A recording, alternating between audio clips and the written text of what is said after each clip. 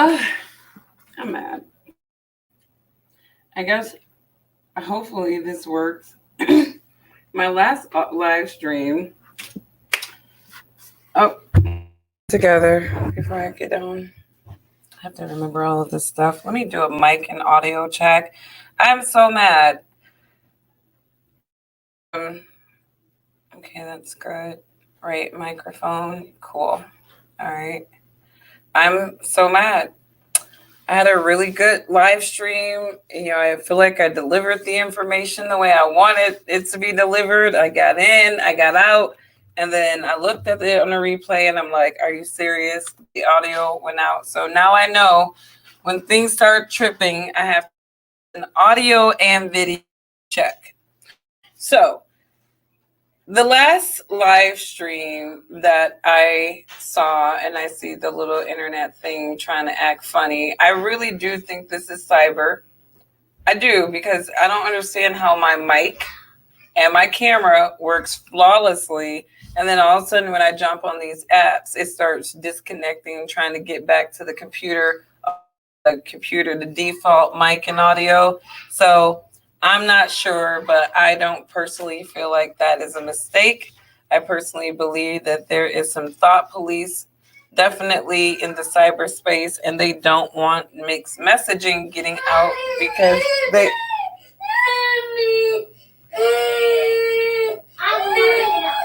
And we have some drama.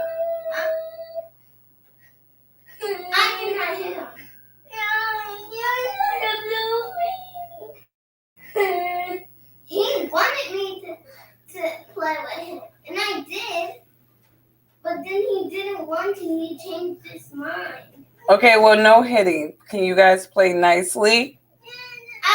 Are you playing things? Okay, no hitting don't hit with those. No, I understand what happened, but you guys cannot play with those like that, okay? This is exactly why mommy say don't play with those. Little kids on a Friday, they got these little foam blue things, and obviously we're dealing with a bigger kid and a little kid, and they're sword fighting, and well, life just happened with the sword fighting. The little kids. Excuse that interruption. So we are I was talking about Ilhan Omar earlier, okay? And if you're not familiar, she's a representative out in Minnesota, and also a race peddler, an anti-Semite. She doesn't seem to care for America at all. She believes that America is a terrorist country. So mix in her rhetoric of believing that America is a racist terrorist country. Let's kind of get into her a little bit to understand how she is a walking contradiction. Okay. Ilhan Omar she's an immigrant here. I believe she's a refugee from Somalia, right? Came here, obviously her family came here thinking that America would present them better opportunities, that America would give them an opportunity to live a particular life that most people around the world who are not as advantaged as Americans would want to live, right? So fast forward, she's a representative in Minnesota. Now, what I have a problem with these race peddling blacks is when they just not on game, when they are contradictions. And I don't want anyone to believe that this is a stab against interracial people and couples, but we do need to address the fact that this woman continues to support rhetoric that is anti-American. She paints a certain segment of America as being racist. She presents America as a whole as being racist and a terrorist country. And she left, her black husband for a white man. Now, again, I believe that people should love who they want, be how they want, and that's nobody else's business. But when you're touting rhetoric that's contradictory to what you're living, then people have a right to start asking questions and examining you. So, Ilhan Omar left her black husband, and allegedly this man was her brother. left her black husband for her consultant, who is a white man. And not only did she leave her black husband for a white man, she actually destroyed this white man's family as he was married. This man was married, right? And, when I think about, a lot of the buy-in, some of these black politicians, especially on the Democratic side, and I just think about Democrats in general, they don't understand or comprehend how deranged and contradictory they appear when they spout rhetoric, but then in their own personal lives, they're living completely contradictory to their propaganda, right?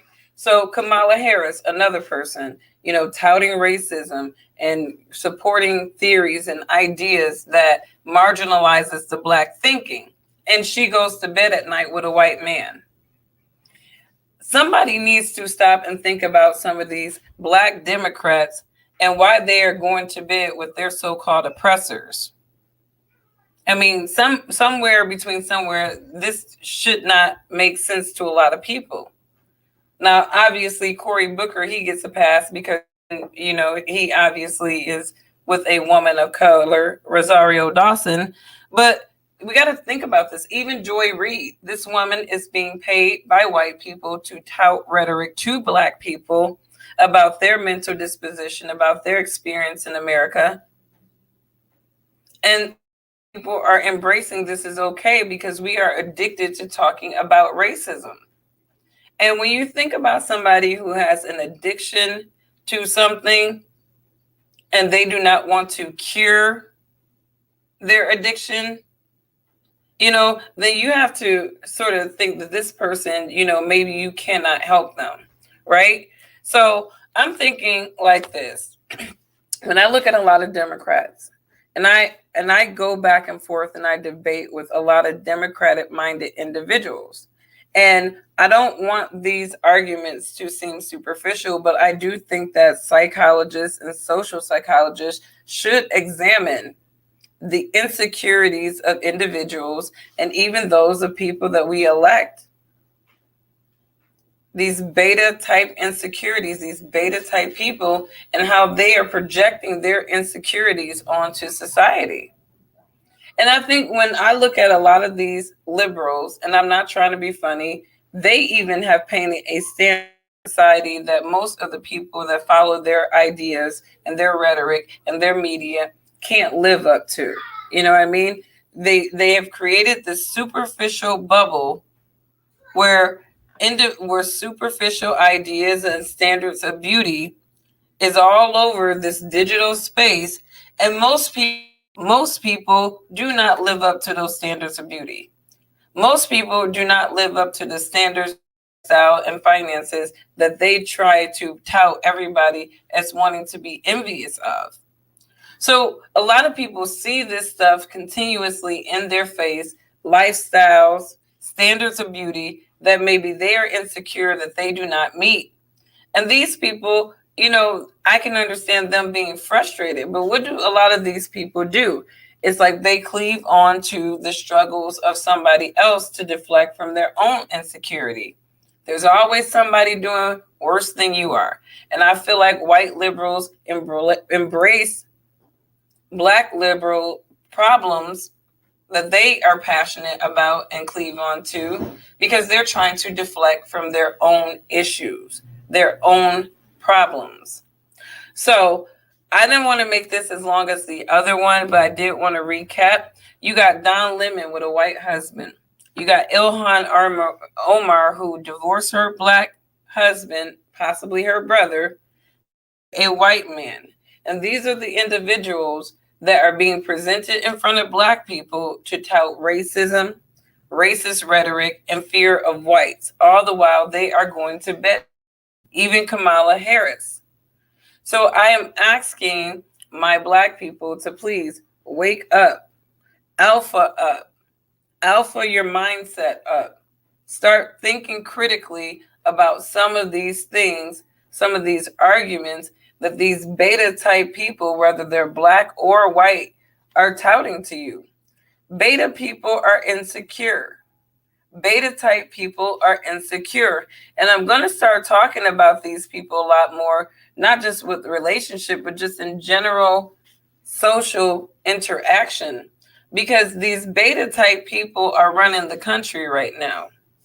We have passionately ignorant and insecure people running the country, whether they're black or white. These individuals, they need power. They need some sort of validation through power, because when they go home at night, most of these people, they don't like themselves.